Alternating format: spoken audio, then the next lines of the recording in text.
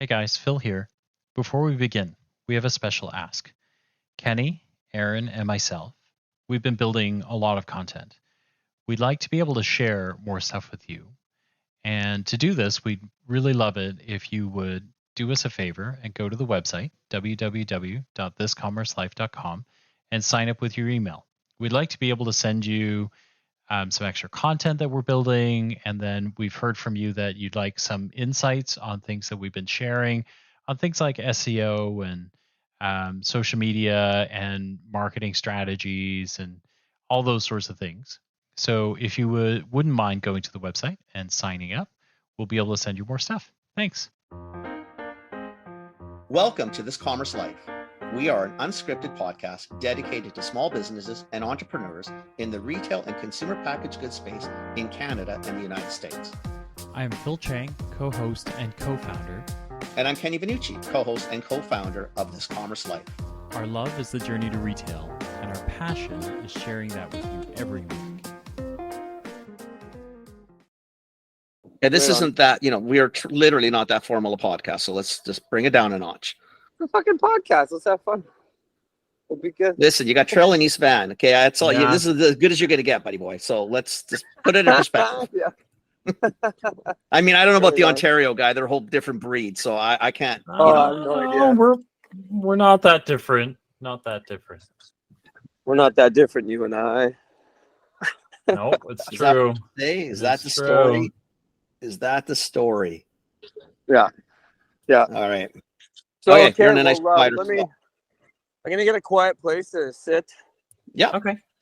So everyone's gonna look at me like I'm a weirdo with my phone walking around in public here. No, I don't think so. Not anymore. Not these days. Maybe even a couple of years ago, it'd be like, oh, you walk with no phone, you look like a weirdo. Yeah. Now well, that's the thing. Pretty right normal. Now, you could just literally walk without a phone in your hand and talking to the sky, and everyone think it's normal. Exactly. Yeah. You must have earbuds. Yeah. You must have earbuds. Yeah. That's hilarious. God, look at these ships. So, I was actually in the North Shore. I just brought a chef medley to the other chefs down at. They run the what the hell is it called? They're associated with the Cactus Groups, and they've got it's called Village Tap House. Right. And chefs can't say no, dude. They just can't say no. When you grow the right product and you have the freshest stuff, I knew I had a winner when I learned the recipe of the Master's Mix. And I saw what you could do, like with wild cultures and hardwood. But you're gonna get into this. You're gonna get into this in a moment anyway. So I'll tell you what we'll do is because you're getting to a spot where I can actually hear you and you're pretty steady. So as soon as we're gonna start, we're not gonna wait anymore with you. We're just gonna light this thing up. So just so Phil knows the story, I invited Bryan onto the podcast. I think a day or 2 days ago. It's been that quick. And the reason was I was going through my wallet and I find this card and I'm thinking, who the hell is Micah Farms? Right. So I go on and thinking, the mushroom guy. Yeah. Because you left it at the store, but the store is just not busy enough at this point. I mean, it is what it is. So it's just difficult. I love mushrooms. I love medleys and I love chef mixes. I love all this shit. So I thought, you know what? Phil and I have been doing a lot of stuff. We love bringing on anybody who's doing any type of farming, any type of raising of animals, even or vegetable. We don't care. I love people who are doing shit on the earth. So does Phil. Nice. And we love this category. So we both love to cook. Like we're freakish cooks. Nice. We love doing this. So I reached out to you because I thought this is a cool story. You and a buddy and his wife started this thing. I want to know why you did this, how you did this. If the stuff on the East Van stuff, we haven't put on the recording yet. You want to bring that up? That's your business. I'm all good with it. I don't care what you talk about. But literally for the next 45 minutes, 50 minutes, it's yours. Sure. Nothing is scripted. We just wherever you go, we go. Yeah. But I want to hear why the hell you do what you do, what brought this on, and what's going on. Light it up, buddy boy. We're on it, man. We're doing You're going, baby. Okay. Yeah, we're doing this podcast. Let's go. Let's go. I'm Bryan from Micah Farms. I found the backstory of how I became a freaking mushroom farmer is short, but not that short, but I can sort of summarize it. I mean, I've always loved food. I mean, cooking when I was a kid kept me off the streets, you know, at 16, 17 and whatever. And if it wasn't for, like, you know, my rest in peace, Julius Pocamandi, he was like a mentor to me when I was in high school. And if I wasn't such a shithead, and I probably could have rested high school in my Red Seal, you know. And at that point, my parents all split up, and I was like kind of on my own, right? Like, I was sleeping in friends' basements and shit. And eventually the school is like, they're like, this is the fucking 80s, right? So they didn't have any kind of outreach or come and check the home. And like, my home was empty, man. It was like chocolate milk and microwave chicken and what's those fucking generic red, you know, the generic Doritos, not even the good ones, you know what I mean? Like the generic corn I know what you're chips talking with about. Yeah. the cheese flavor on them, like the, you know, the 8-pound bags you could buy back. But in they the were day, shite. Like they were absolute shite. It was like chewing cardboard with cheese sauce on it, right? So anyways, like, my poor dad, like, I mean, my mom looked and he was fucking devastated, right? So he checked out, he went to work, and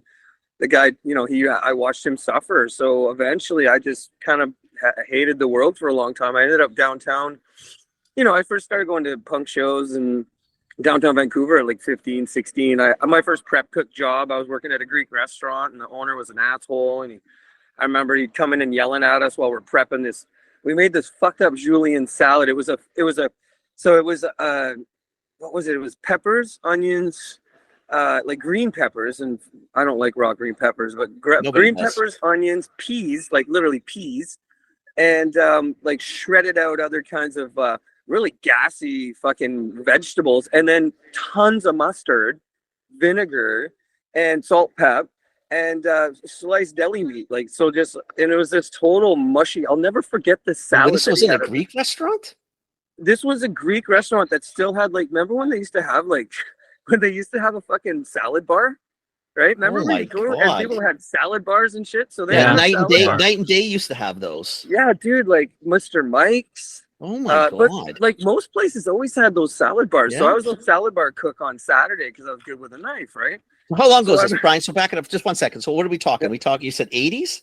This was the 80s, yeah. Okay. Yeah. I was born in 72. Okay. So okay, same as me. What's same up? as me. Same as me. I'm a 72. Yeah, almost like me. Gen Xers. Pretty close. We kick ass, man. Gen X, man. So yeah, so I mean, I've always had cooking in me, man. I've always loved food, right? And it kept me out of living on the streets, and it kept me in an apartment. Like, my first apartment, I don't know if you're Vancouver, like, there's the downtown East Side Horror Show. Yeah. But by the time I was 17, I had a little apartment over Pigeon Park. I worked at Cafe S'il Vous Plaît, which is like a little matchbox eatery. I did a few broiler bars gigs, and then I played in like 3 punk bands. You know, that was. But you lived in that. That Pigeon Park's never been. I've been in Vancouver 40 years now. Yeah. And I don't remember Pigeon Park ever being anything massively attractive. No, it never was. It was the only place a kid that my age could get a fucking bachelor suite, dude. Think of how many landlords wanted to rent to me.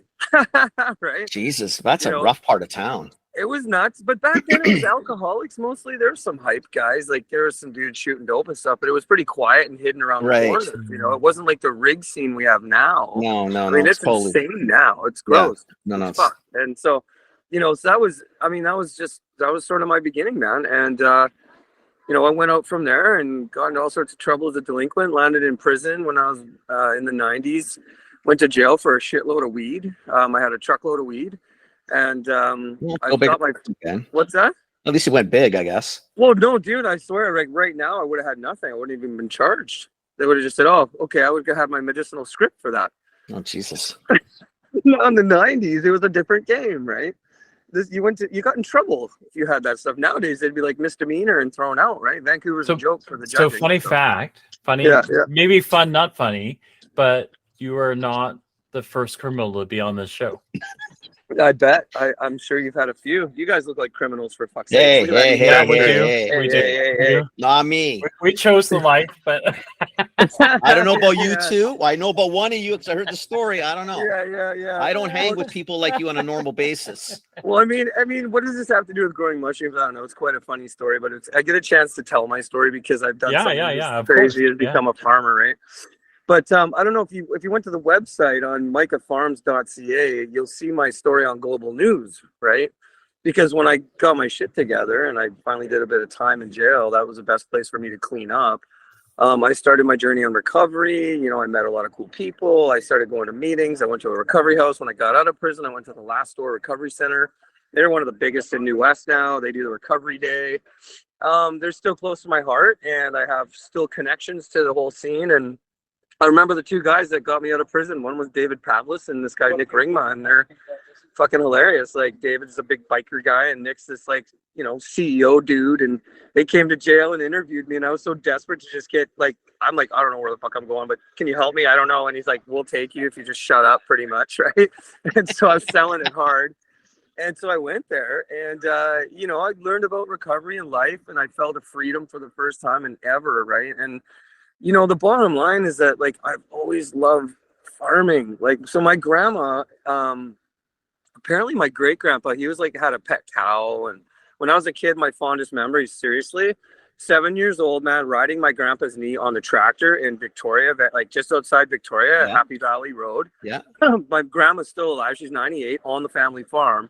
And when I was a kid, man, it would be like, Grandpa, I couldn't wait to get to the island. We grew up in Tawasin, and my mom would take me there. My parents were really young, and I spent all my time on the farm. So it was like the cows, the chickens, and like watching the chicken's head gets lopped off and it's fucking running around and bark, bark, bark. And then me and my cousin would punch the stomachs of the decapitated chickens and let them balk, right, and hear the noise. And just thought it was the funniest shit. And catching snakes and fishing and trouts, and it was the best memories of my life, for sure. You know, because my childhood took a real shitty turn at one point. But, you know, I swear to God, it's those little memories that kept me alive in the dark moments. And so I've always had an affinity for farming and a passion for the ideal of, like, why can't we grow more food? I don't, like, the food's lost its flavor in a lot of ways. Like, so when I cleaned up, I got a job working with youth and youth on the streets. And then part of that was, like, we found some community farming going on. And then I elevated in education, and landed a crazy gov job for Fraser Health for about 18 years as a mental health addictions therapist. So I did like outreach. I got awards from the cops. I did a ton of frontline work. But in the whole time, I was trying to get people on fixed incomes to fucking bound their money together. So I ran this mental health group for HIV people, right, at the Positive Haven. And so there's all these people on fixed incomes, addictions, disability, like the list goes on. And they're bitching and complaining about the cost of food and fuck this and blah, blah, blah. And I'd sit there and I have to facilitate groups with these people, right? So they're marginalized. They've got, you know, like, they have to spend their life in food banks and whatever they can do. But they all love cigarettes. Some were like high on dope, and the other ones just were poor, right? And they'd come there for food bank week. So I would do a therapy group. And I said to them, I said, guys, let's bound together. Like, I wanted to go to I checked out God's Green Acres. And I found all these, like, even the prisons are growing food and donating it to the places like Lookout Society, like all these nonprofits, right? And I tried to band my clients together to, like, you know, group buy lentils and group buy speed, you know, buy all this cool shit. We could literally, like, put our $300 together and feed you all for the month really well. Yeah, and make good food, like, really well. Yeah, like, if we sourced our stuff, and they ended up just hating each other. They don't, like. The sad reality with people is there's no trust. Yeah. Right? They had no trust. Like, they're like, well, I don't like that shit, or I can't eat that crap, and that's bullshit, and blah, blah, blah. And we're talking about Simply Soda people. Like, they like the 30-cent cola and the big chocolate muffin for breakfast half the time, right? You know, and so I've always tried to, like, teach people about food. And then as an addictions counselor, I worked with these older adults. And if you think that the real drain on our public care system is a junkie that needs his drugs, not a fucking chance. The actual real drain on our system, in my opinion, from what I did and I worked at with Fraser Health, was empty nested, overly, you know, averagely obese, like, older adults, primarily females, women that have, like, their kids are grown and their husband died or they've been divorced and they're living in BC housing. So I had to take care of a place that had 500 suites for people on low income and disability, right? The most abused substance in that fucking system is sugar, salt, and fat from Walmart. Okay. So my job was to run a health and wellness group for all these people that were, like, seriously depressed, eating themselves to death. And the biggest cash cow is the pharmacies, man. I watched these pharmacies. I worked with one for a bit and I had to stop. And it was like showing up doing daily dispense for people that were like diabetic, 12 medications, side effect medications, and they're charging pharmacare like $1,200 a month per patient to do daily dispense. Now these pharmacies are outreach pharmacies, and they would come in and hold like a presentation, or they do this and they'd sign up all the patients, right? Because everyone on disability has pharmacare, right?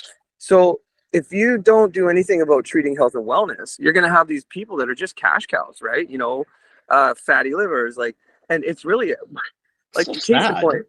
It is sad. It's brutal, sad. dude. I mean, you're not painting a pretty picture of how we operate. What's that? Yeah, it's jeez. so like, as an addictions counselor, I was like, you want me to treat addicts, so I'm going to treat the faddicts.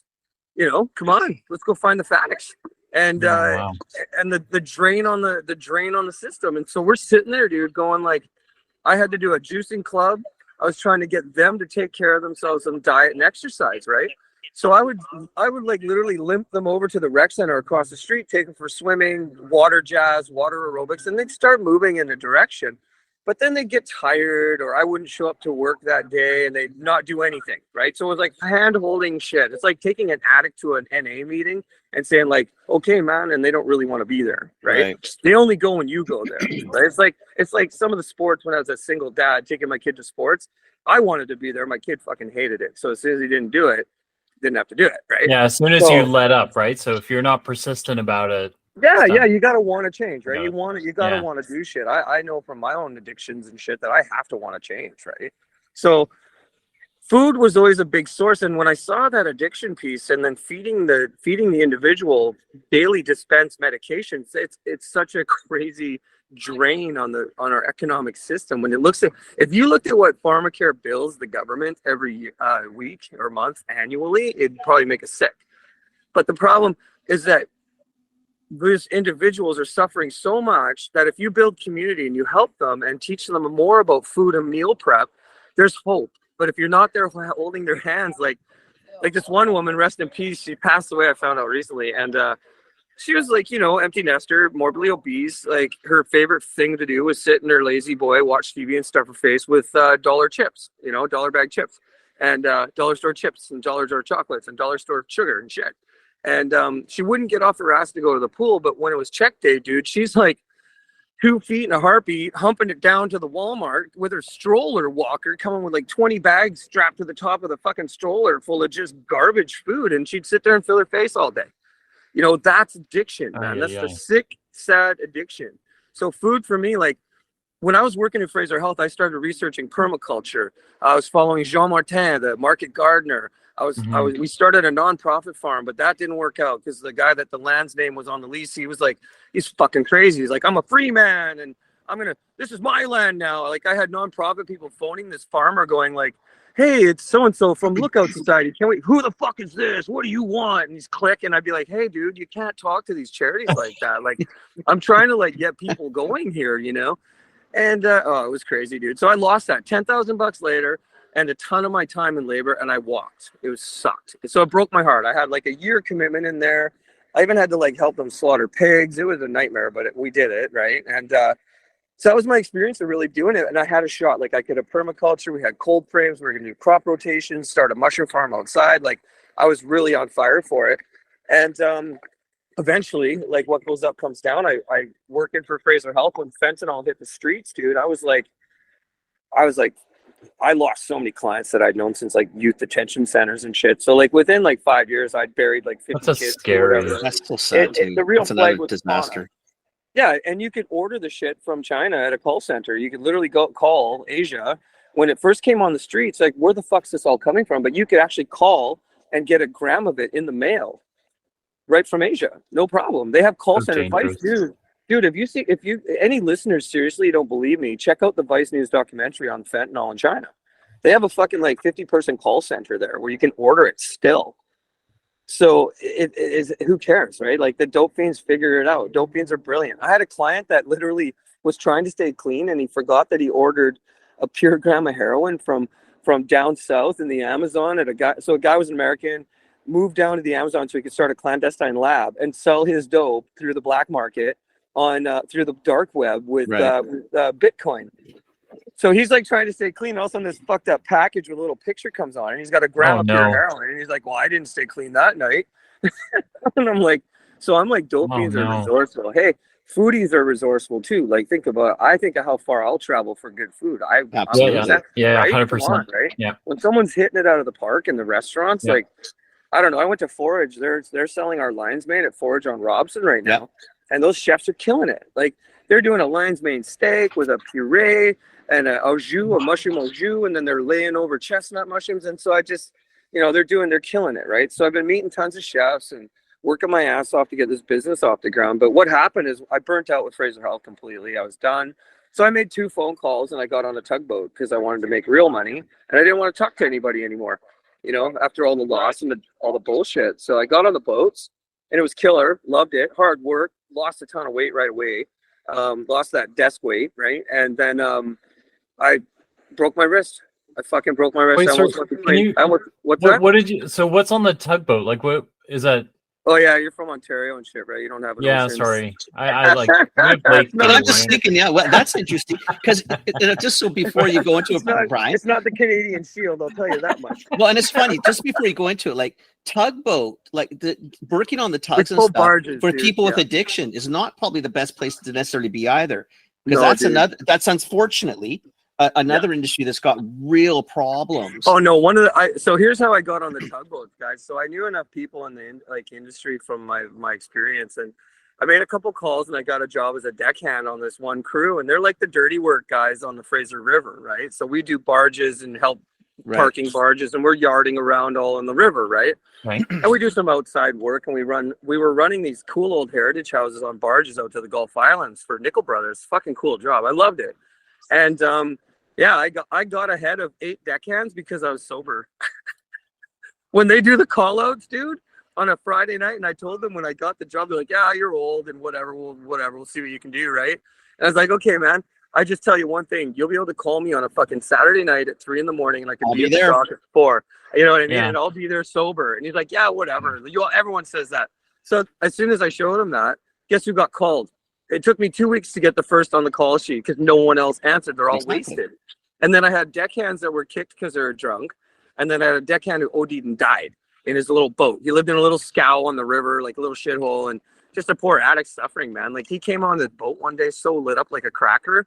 I was like, I said to Skipper, I said, "Do you ever realize your deckhand is wasted?" Like, he was doing like, what's that WWF, the X thing? The fucking, when they're crossing their arms doing the pelvic thrust, going X. You know what that X is? Like the wrestler dudes. I forget. You know what I mean? He's on the deck of this boat, and he's like looking at me, and I'm like, "You haven't fucking slept yet. Like, you're jacked." And he's you don't even know where you are yet. He's doing this fucking cross arm, like Weapon X. Yeah, X, like SmackDown Raw. And I was that's like, all you need on a tugboat, though, right? You're not in a safe, it's like anything, it's relative. But my God, you're on the water. You're moving.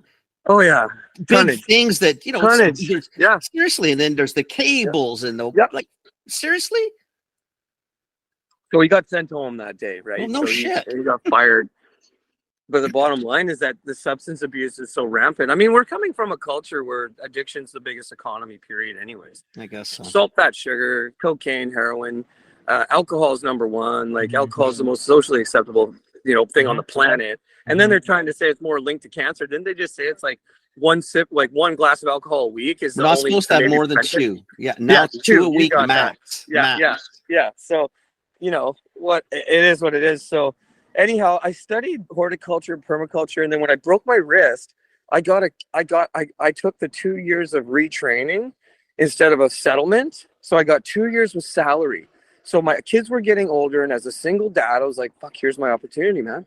I don't want to go back to the government." So I started looking at home urban farming. I was like, I don't want any old shithead guy's name on the lease, right? Like, how old is this, Bryan? Back up 1 second. When is this? How are we? 5 years ago, 10 years ago, 2 years ago? Okay, this is 6 years ago. 6 years ago. Okay. So I was about 44, and that's when I think 45 when I got in the accident, right? So I was on 2 years comp, and that's when I started researching urban farming, and I wanted to do it myself. Like, I tried to go medicinal cannabis way back, and I tried to do all that other shit, and I'm like, I want to do legal shit. And I want good food, like real food. I want to do. I'm happy to be a poor farmer. I'm humble enough, and I have enough humility to be a poor farmer, right? Okay. I don't care. And so I started looking it up, and there's a story with this guy from I think it was, oh god, he's like the city of Michigan or whatever. He used to write code and decipher code for the CIA, and then he got rear-ended really bad and had a mild brain injury, so he couldn't do any of his magic anymore. He couldn't decipher code, so he ended up formulating a recipe to grow in one bedroom enough microgreens to pull in about 60,000 US a year, selling in a 5-kilometer radius. What? Right, the guy. So yeah, dude. So I started going down the YouTube rabbit hole with urban farmers like Curtis Stone. And then this is what got me, dude. I saw What the Fungus. I saw What the Fungus in Kelowna, Brian Callow. And I'm like, I was going to grow microgreens. Dude, I was just going to like click on microgreens. I was that close to ordering my starter kit and let's get going, right? I got a 1-bedroom. I'm a single dad. I'm going to fucking raise my kids, stay home and sell microgreens. I don't need to work for anybody. At this point, after Fraser Health and after breaking my body, I'd be happy pouring fucking coffee. Seriously. If I could pay my bills working, pouring coffee, I would. Right. Straight up. Just talking to people and pouring them a coffee. That'd be a fucking great job. Yeah. So, right. And so anyways, I saw the What the Fungus and I saw these pictures of these pink oysters, these lion's mane, and I started going, and this was like 3 years ago, dude. I just found them. Never even knew this shit existed. What do you mean there's pink oysters? What do you mean there's fucking bright yellow oysters? And what's lion's mane? What the hell? So I just started going down the rabbit hole. Then I found out Paul Stamets's Grow Guide, the big thick Bible that he wrote. Then I found out who that guy was. And I was like, oh, okay. And then I think it was 6 months later, the whole Fantastic Fungi thing came out. The whole psilocybin boom started, and everyone's going to grow magic mushrooms. And you know what's funny is I was already down to grow fucking gourmet before the shroom boom, they call it, right? So I was like, whatever. I couldn't find equipment at all. I was like, holy fuck, the equipment was expensive. I partnered up with a guy. He wanted to, he was like thinking about the shroom boom too. And I'm like, dude, I'm doing gourmet. Let's just do gourmet. Like, do that shit. You want to go crazy on that? Go ahead. I don't care. Whatever. I'm not interested really. Like, I just want to grow food for people and feed as many people as I can. I work with orphans. I work with fucking addicts. I'm in recovery. I just want to do food. Right. And I want to be loud and proud and have a website. And I just started turning and burning, man. I was on disability and I invested a little bit of coin to build my gear and start learning how to grow mushrooms. And I watched videos and I went and stayed at What the Fungus for a week. Learned some of the shit. Came back, made a bunch of bacteria, fucked it all up a few times, and then started to figure it out, right? And I remember running around with my first 30 pounds of mushrooms, like, yeah, man, what did I do? And I mean, like I said, I didn't know where to take it. Chefs weren't interested at that point because I couldn't supply them, right? I couldn't I couldn't go to a restaurant and be like, yeah, I'll get your mushrooms. They'll go like, well, can we get 20 more pounds every week? I'll be like, oh, no. No, this is a one-time deal, man. Just a one-time deal. What's that? I got. It's a one-time deal. I got 30 pounds. You want them? Yeah, I know, right? And they're thinking, buddy, I don't need your mushrooms. Chinese people's faces. I was in Chinatown with a flat of oyster mushrooms going into these Asian restaurants, and they're looking at me like, what the fuck, dude? I was like, whatever, I'll sell it anywhere. I was like trying to sell it out the back of my truck, but I got asked to leave by the city of Vancouver. They're like, sorry, you can't do that here. I'm like, what, be a farmer and sell my shit out of the truck? Screw you too, guys. I got to kiss the ring to get into Vancouver farmers markets. Like fucking bow down, kiss the ring, and promise those guys that I don't put anybody else's shit on my table. But that's I don't know. Vancouver needs a little. It's a little funny. That's a whole different podcast. Whole different politics. Shit. That's a whole but different I learned about the markets, and it was really hard to get into a farmer's market. And I found one in Fort Langley, man. So when I started actually growing mushrooms, I would put together what I could for my table, and that was last year. I just started my first farmer's market last year. Yeah, but how do you do a farmer's market? When you go 30. Your first starts 30 pounds. How long? Oh no, that was like 2 years ago, dude. That okay. Was 2 years ago. Yeah, so, but even at that point, though, when you've got 30 pounds of mushrooms, how long does it take you to grow the next 30? Yeah. Well, that would take. As I was doing my crop rotation and doing it, I can do 30 pounds a day now. I can do. Now you could, but at the beginning, it was rotation and learning, right? You just keep going. And I'm connected to family and like my mom lives right on a Canoe Pass in Ladner. Yeah. And then she lives on the water in a float home, gorgeous fucking place. I grew up water skiing there, and in my later adult years I was taking it easy and I was jet skiing and water skiing, living the dream literally on the Fraser. And I go to Western Island Farms with everything I had. I just go there and they'd take it and buy it, and the farmers just, we love you and just keep farming. other farmers. If you're a farmer and you want to be a farmer, find the fucking farmers. Right. Stick together. Like, we help each other. Like, I buy people's shit, they buy my shit. I want to sell their stuff. I'm trying to get my friends' microgreens into a hotel right now for them. Good for you. So if we're growing food, I think, who is it? It was when the hippie movement started down in California, and it was a documentary about this amazing woman. And my brain is just slipping on it right now. Must be the 18-hour shift I did at the lab, but she was the true rebel as far as I'm concerned. She was a Haight-Ashbury hippie, like crazy about it, the whole movement. She started a completely local grown, a local grown market. Like, she started growing her own food and selling it at a restaurant. And that was to me the biggest sign of actually rebellion that you could probably do is grow food. Right. If you really want to defeat the system in a lot of ways, you need fucking food. Right. We need it. I don't want to wait for my food from a container. I don't want to get my food out of a sugar factory. I want to get my food from the guy down the street that grew it. Right. Mm-hmm. Why not? Like, I mean, so many people I've seen, like right now at the farmers markets, dude, it's like science fair. For the last year, it's been a fucking science fair, and it gets kind of draining, but I love it. So what you do is you end up explaining 8 different cultures of mushrooms to people, like chestnuts, lion's mane, peonies. Like the list goes on for what I can do, and you can hack nature.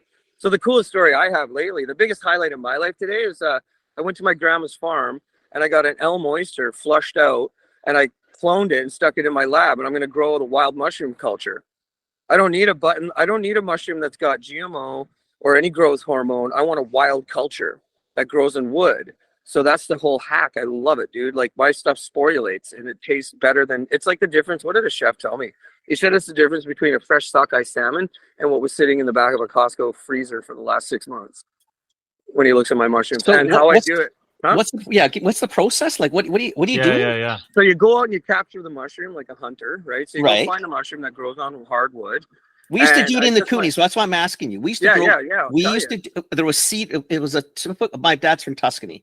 There's a mushroom that all the Toscana would go and look for, and they only grew on the cedar trees and kind of north facing. It's really stupid, and they grew in clumps. But we all knew, even as kids, those are the ones. Yeah. Well, those ones, it depends what you can hack. I can't grow. So the only thing as a urban farmer growing on hardwood that I can't grow are morels, chanterelles, pine mushrooms, and lobster mushrooms, and a couple other species that are just delectable, like truffles, right? They're real raw, exotic.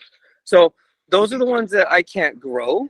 But all the other ones, like a common tree oyster growing out your backyard, you can take that home, stick it in your lab, put it in a petri dish, or take it to spore and let it just drop spores on tin foil.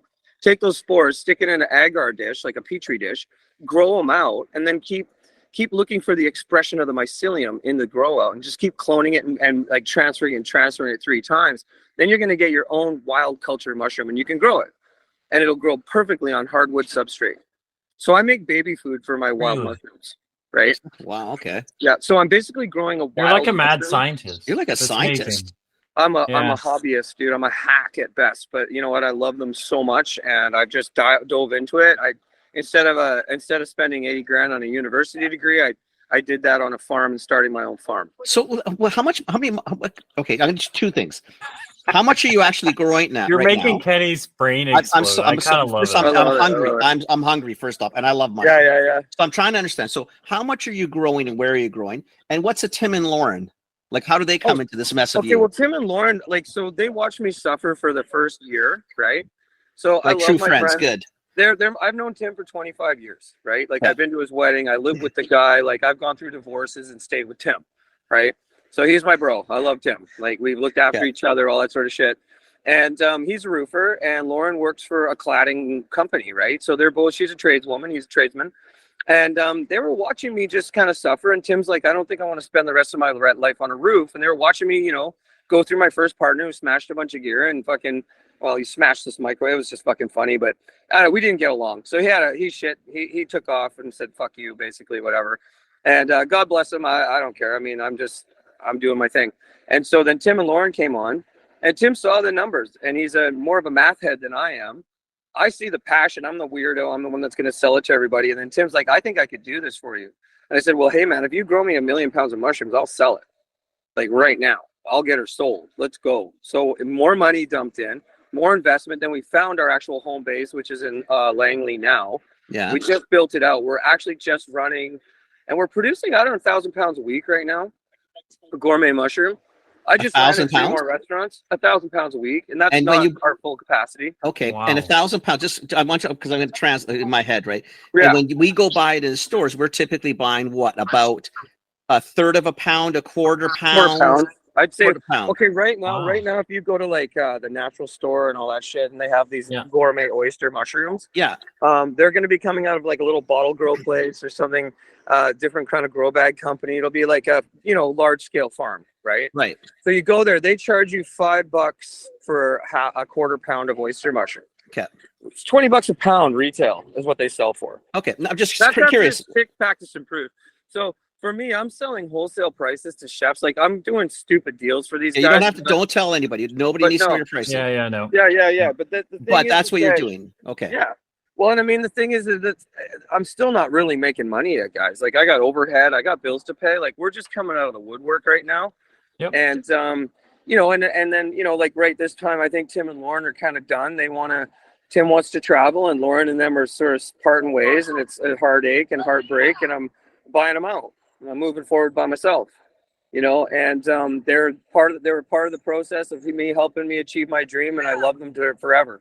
And so we're at this point now where they're splitting ways and they're doing their thing, and yeah, man, like, so I'm right in the middle of like retraining a guy and restructuring a little bit and expanding some more, we're doubling our volume coming up, and nothing's going to stop me, dude. Nothing's stopping me. I'm pretty much sold on that part. I'm highly unlikely you're going to be stopped. Maybe, right? Well, yeah, highly unlikely. It's that intensity of just, anyone can be a farmer if you're crazy enough and you don't want to sleep. It's just like being a dad. I was a single dad with 3 kids and a government job, dude. I got 3 kids. I got a 27-year-old, 18-year-old, and a 13-year-old. Jesus. And there I was when Max was like, 1.5 years old, and his mom kind of had a hard time with some stuff, and we broke up, and I was sitting there with a baby, 7-year-old, and a teenager. And I was super dad, man. I put in like thousands of clicks to do some of the milk runs, but I had one full-time, one half-time, and the other one part-time. And I don't care. All my boys, like my son Christopher was cooking for me and Aiden yesterday at the farm. My son Chris lives with me. He's doing great concrete, good. Fuck, I love my kids. And he's there, and then Aiden shows up and he comes and works. And Chris is cooking dinner and we're having dinner, laughing and poking at each other, right? That's awesome. I got these young men, right? So it's been such a rewarding process. Amazing. So now that the kids are getting older, I'm bored. So I don't care. Like I said, 120-hour days, being an entrepreneur. So like the thing is like having the government job with the golden handcuffs was awesome, right? Because when I was a single dad, that job was putting, that security is golden. That security is huge, right? But there's like tap out on what you can make, and you're working for the man, dude. Right. I'm working for the man. Like, what is it? I was laughing my ass off the other day. I'm sitting in Service BC. And remember Beetlejuice, right? You guys remember Beetlejuice. Oh, yeah, absolutely. Remember what the government employees are? Fucking suicide victims.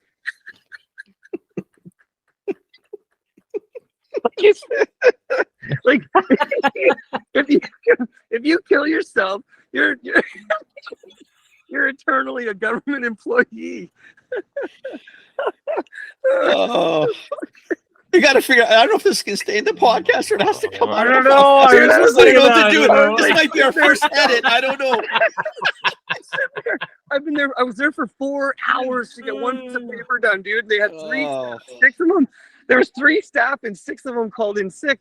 And I'm looking around and I'm just sort of looking for the shrunken head guy beside me. Like in the movie where the guy's got the fucking shrunken head and he's like, oh my God. I'm like, so I don't want to do that, man. I don't believe you. I'll be an official sign spinner. I'll tell you right now. I'll fucking spin signs on the corner instead of going back to the government job. Oh, that's awesome. So now that I'm free, I can do what I want, say what I want. I've almost got a paycheck, so I'm pretty happy about that. I've definitely had debt. Like I remortgaged my house for this farm, man. I'm all in. Like that's why there's no quit. There's no turning back. There's ways to. I think you know what. I think your drive is there. You want to do this, and I think that's going to do a lot. You know, and then it's just, you know, it's like everything we talk about, even on the podcast, or what a lot of people do. Then you just got to make sure you connect yourself with the right people that can help you out. Yeah. So, and if you know, even if it's pure, if you want to bug people like us, you bug us.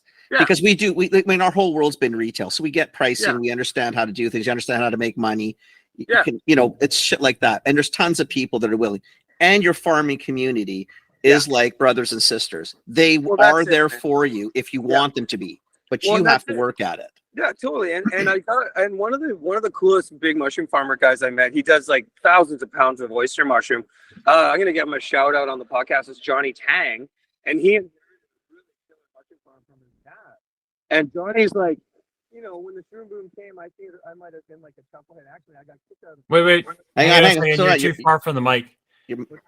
You're too far from the mic, or was that better? Or something cut out. Okay. Wait, so we got Johnny Tang, and then whatever you wanted to say. And I went there to see his mushroom farm, right? This was like 2 years ago.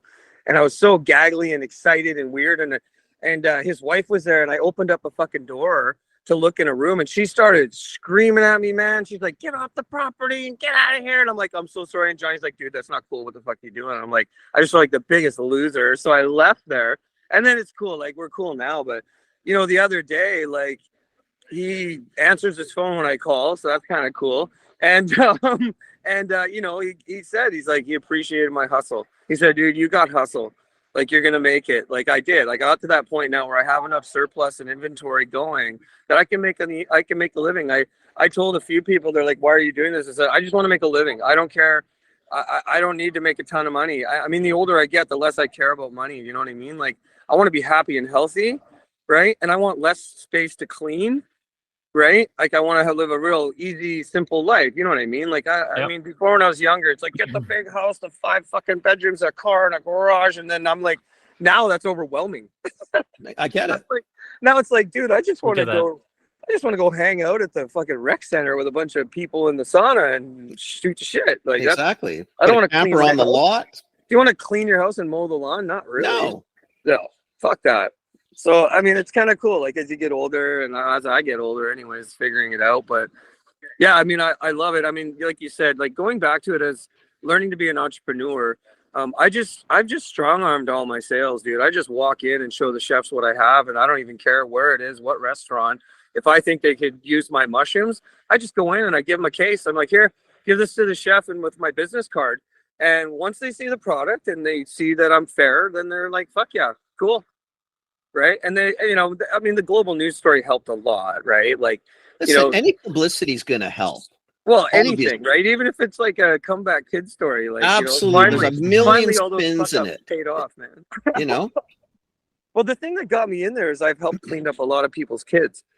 Like, over 20 years of service in frontline work and addictions, I've met a lot of people, man, and I've helped a lot of kids get clean that parents thought were going to die. Right. And it was a very powerful job, and it's still very powerful. And I get orphans that are actors now, triathletes. One of them's like a fucking ultra runner, and he's a psychiatric nurse. I met him when he was 16 in a psych ward in White Rock, you know? So I've seen the beginning to the end, and I had a lot of them live with me.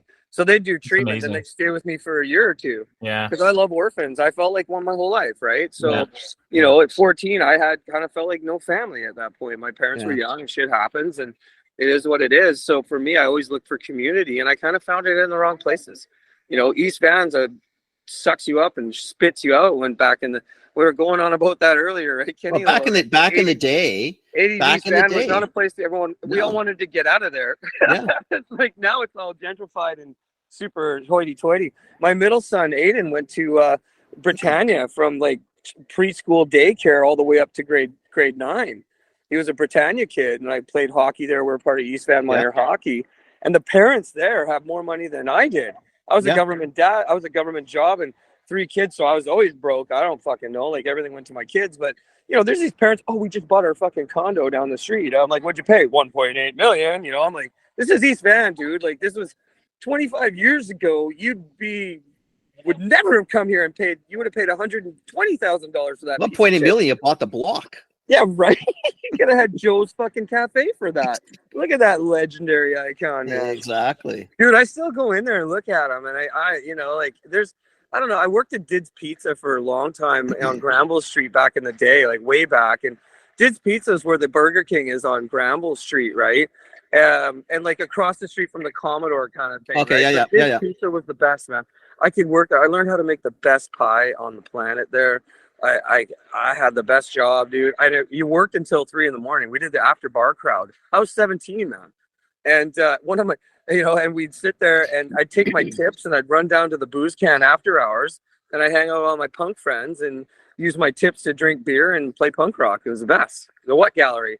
Shout out to the What Gallery, the Funky Toad, the Sugar Factory, the Sugar Refinery, and all that shit. Holy crap. What a scene, right? What a life. And I mean, I'm lucky to be talking to you on this podcast. I definitely didn't think I was going to make it to 50 when I was, King of New York kind of bullshit. Yeah. Acted like Joe Gaz. But, on my, with the farming piece too, like, I mean, my great grandpa was a farmer. I have a picture of him with a pet cow, right? Feeding it comfrey, right? Like he loved animals, he didn't even eat them. He was a vegetarian. And he donated my family on the Willing side. They donated 2 acres. There's actually a Willing Park in Langford. They donated that land, to the community, and they had a community garden there. And now it's a really cool little park. And my grandma's still alive. And out of 17 cousins, there's 2 of us that are actually kind of farmers. One's more of a homesteader, grows alfalfa up and he's up in Vanderhoof. Yeah. But he's a builder and a hunter, and he does alfalfa on his fields and shit like that. But cool. Out of all of them else, I'm the farmer. We got one of my cousins is the head of sciences in Alberta University. I got 3 teachers. My sister's like 3 master's degrees. I was the one black sheep crazy kid, man. I was on my own, right? So yeah, but you're doing a cool thing, man. Farming is a cool thing, man. Well, it's crazy because, like I said, when I had enough youth that I cleaned up and a lot of people, this one guy's dad, he's like, hey man, like my son doesn't want to be announced on the news as like a recovered addict, but you saved his life, and can I get you a call and have Jay Durant come down? I'm like, fuck, sure. So next thing you know, there's Jay Durant and I'm being interviewed. I got 2 minutes. My story was like, he's like, dude, you need to share your story because everyone's seeing horror stories about addiction now. You turn on the news, it's all about OD death. Yeah. Well, what about the addicts that get clean and fucking stay clean? We just need to give you need a good story though. Like, and that's the thing. And the problem is, like, a good story is just being alive and clean. That should be enough, but it's not enough for the news. No. For news, it's not though. Like that's why I think you could be a real cool catalyst, because you are doing something really cool. It really, I mean, it's just a neat thing. Well, thanks. I love it. I'm obsessed. As soon as I saw the mushrooms, I drove up to fucking What the Fungus. I think I scared Bryan Callow. I think I was too much for him. I was too enthusiastic. He's so mellow. Plus, he was stressed right out because he's running a business. Right now, I understand. Now you get it though. No, I fucking look like him too. I got the same glaze. I'm like,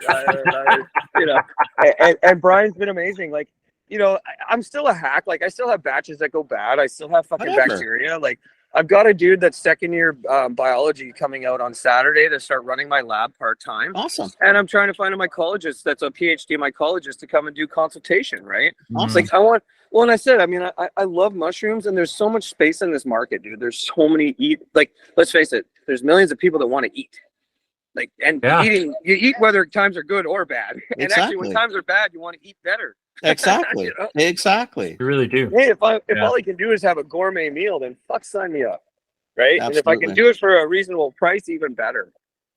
So like Bryan Callow, he's helped me out a lot of way. What the Fungus. I love their mushrooms.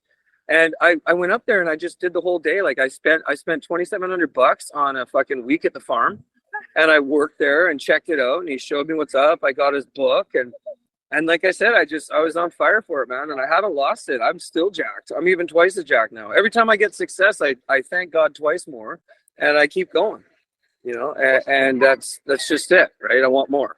So it's going. Amazing. You know what, Brian? You've done okay, buddy boy. Yeah, it's a cool story, and I'm really happy. I'm really happy you came on. Well, thanks for inviting me, man. This is really cool. No, my pleasure. I mean, it's kind of weird. I saw the card. I thought, shit. I mean, I should reach out to this guy. And then I went on. I thought, oh, screw this. This guy's coming on, because we like talking about this. We don't get. We love it. We love it. We love farming stories. Love the earth. Love the food. Let's just do this. So I'm really. Seriously, thank you very much. Yeah. No, really. Thank you for coming on. Giving us a little time. Cheers. I mean, as we wrap up, like any more questions or anything? I mean, like it's entrepreneur. Like if I couldn't sell, I couldn't be a good farmer. Right. No. I mean, like my partner Tim was so incremental with building structure and running he's kind of the farmer, right? He runs the shit, and I showed him what to do, and we were splitting it up, and he's running the crew, and then I'm the guy like picking and packing, man. I've been up till 2 a.m. packing and prepping mushrooms to run them out in the morning down to the hotels and the how you do it, buddy. That's the game. You don't stop, No. And like I said, I show up to these restaurants and these fucking 5-star chefs are like, "Hey, Brian, how's it going?" I'm like, awestruck, and they're feeding me like the best fucking food on the planet, and I'm like, "This is not a bad gig. Ultimate job, you know what I mean?" Not a bad gig. It makes me so jealous. I'm so hungry after talking to you. It's just, Yeah, just like if you're an entrepreneur, man, get out there, and if you want to grow microgreens, make the best microgreens possible. Exactly. And then take them to the chef. Just strong arm in the door, man. Like how I got into the park was I went there and I said, I went to the maitre d' and I was like, "Oh, hey, the executive chef really wanted to see these, and here's my card," and gave her a mixed medley. I go to the bathroom and I'm thinking I'm going to make my escape, and out comes this. She's like, "Oh, wait, the chef's looking for you. The chef's looking for you." And I'm like, "Oh God, okay." And then I'm like, "Fuck!" And then there's Johan Connor, and he's the chef from Paris. Yeah. All the way from Paris, flown to cook at the Honey Salt, restaurant at the Vancouver hotel at the park. And he's a tall, statured man with dark hair, and he's like, "Hey, come here. What did you grow these? Where'd you get these?" And I'm like, "I grew them." He's like, "Oh, okay, bring me 2 cases tomorrow to try." And then and then he's like, "I've been in Vancouver for how many years? 6 months or something, for a year now." Yeah. And I was the first guy to like muscle in some really good, well-grown mushrooms. Right. And it's not like my competitors are shit or the worst, but their bottom line is they're brokers, dude. Like all the mushrooms are coming in these gas bags, and they just pop open these nitrogen bags and throw it in a case and ship it off to you. That's right? how they do it, though. And that's how they do it. The markups are crazy, ridiculous. Yeah. Like the sad reality is I can't compete with them. Like it's like Costco. So like I'm not going to go after Costco's customers or Walmart customers when it's a bougie startup. It's like if you're a craft beer, you're not going to go up against Labatt's Blue and try and distribute to that many. You're a niche man. So but you don't have to, Brian. No, I don't want to. I'm a craft mushroom, man. Exactly. Like, my sticker says craft mushrooms, just like craft beer, just like artisan cheese, that kind of shit. No, I think it's good. So what's your favorite, like what's the go-to mushroom? Oh man, I'll tell you right now, my oyster mushrooms, my big fat blue ones, like I could send you pics. They're like the size of your fist. Like, so their stumps are the size of your fist, and they flower out from there. They're rich, meaty, and thick, and you slice them about not even a 1/4 inch. You saute them down, you caramelize them, crisp them up, add teriyaki, and I've been making banh mi sandwiches with my mushrooms. You are killing me. Like, dude, like shredded carrot, shredded jalapenos, dude. I mean, while we're in Vancouver, it's like I could go and eat like authentic Indian food, and then tomorrow night have authentic Chinese. Like some of my Chinese friends are like, "Dude, the Chinese food's better here than it is in China." Yeah, it is. Like fresher ingredients. And even with I mean, like I love Vancouver, man. We have the best cultural blend. Like it's fucking Asia's New York, right? So we have every Asian culture here, like authentic. Oh man, you got, I don't know. Well, you obviously haven't, Phil. You're across the country. If you ever get to Vancouver, dude, I want you to go to Hawker's. Traditional Indonesian cuisine. I've been there. It's a hole in the wall. Dude, you've been to Hawker's, right? Hawker's Delight. Yeah. I mean, I found that place 20 years ago. You could go get a mee goreng for like, I think it was fucking back then. It was like $5. We'd feed 4 of us for $20 of these dishes. I was like, this place rocks. I love Hawker's. And then there's like, if you're in New West, there's a killer Thai place where they do like this really killer, it's almost like a deep fried roti bread with a peanut sauce dip. I mean, that's like crack. I mean, it's bad. You just start that once too many. Once you start, man, you can't. Yeah, it's a disaster. I know. Then I become the faddict. My faddict just jumps out, and I'm like, that's it. I'm like, no, go back to hustling, buddy. Hustling will keep you thin. Right? Just keep hustling. Well, right on, man. So I'm going to put a shout out. Come out to the farm. It's at 6475 264th Street, Langley, British Columbia. Mica.com. So we're micafarms.ca, MYCA farms.ca. We do grow classes, grow tours. Come by the farm and buy fresh mushrooms. We're going to be opening a store there June 6th. grand opening. Come and you can buy local farmers market stuff. So we have like all sorts of like, oh, I don't know, tapenades and pickles and local made farm food, fresh eggs from the one farm down the street. I got this lady rolled up to my farm. She's so cool. I love my neighbors. If I grew zucchini, can I put it here and sell it? I'm like, all day long. And I said, I don't even want a penny for it. You fucking grow your zucchinis and bring them to my shop and tell everybody to come here and get zucchinis. Right? Like anything. I don't care what you do. I mean, Kenny, if you want to grow some East Van fucking weird, arugula shit, come on out and stick on my farm. I'll come out. I'll tell you, I'll come out. I'll come out and visit the farm. Yeah, and I'll buy some mushrooms. For me, I love mushrooms. So I'll give you a full tour, man. You get the full meal deal. I'd be honored and thrilled, and thank you very much for coming on. And if you need any help from us, if you're looking for ideas, anything, just reach out. Just hit us up. And then email me a link to the show, and I'll put it on my social media and shit. 100%. That'd be cool. Yeah, it'll probably be usually 4 or 5 weeks. Guys. Kenny, thank you so much, man. Thanks for saying yes. Never mind me. Yeah, thank you. Yeah. Thank you. Yeah. Take care, buddy boy. Phil, you stick around. Brian, go enjoy your evening. Yeah, see you, Brian. Thank you. Take care, buddy. Oh my God, he's a bundle of hilarious. Energy. Holy shit! I actually may need to edit parts of that. Yeah, think? I was thinking about that, going, I don't even know where to begin on this one. I think I'm gonna need the whole 6 weeks to figure out where. Well, it's either that or you know what? Is you just put the disclaimer. I mean, it's a little languagey, but you know what? It doesn't matter. His story's a cool story. No, it's a wicked story. It's a cool story. He's a fucking hustler. Yeah. And he's busting his fucking nut, and he's doing his thing. Yeah, I know. It's really cool. It's really cool. Fuck, whatever. Yeah. And it's like people can disregard or not listen to the parts they don't want to listen to. Just don't listen. If you don't like it, fucking tune into something else. Just don't. Yeah, just don't. If you find it offensive, well, don't listen to it. I really enjoyed that. I know that was a little much. No, he's awesome. And like the mushrooms and the he reminded me of. He reminded me of Karen when she started talking cheese. Yeah. He's just kind of totally. What's stacking in the bacteria and the spores and the what. Are you gonna land yet, buddy? Like, what's going on? Yeah. Oh my God, he was fucking hilarious. He was great. He was great, man. Yeah. I don't even know if I'd even attempt to edit that one because I don't even know where you start. I think just fucking post it and move on. We'll figure it out. I'll edit some of it, and then I'll definitely post a disclaimer, but it's definitely worth listening to. I think it's to me, it's that if you just go into it with the mindset, you just got to listen to it.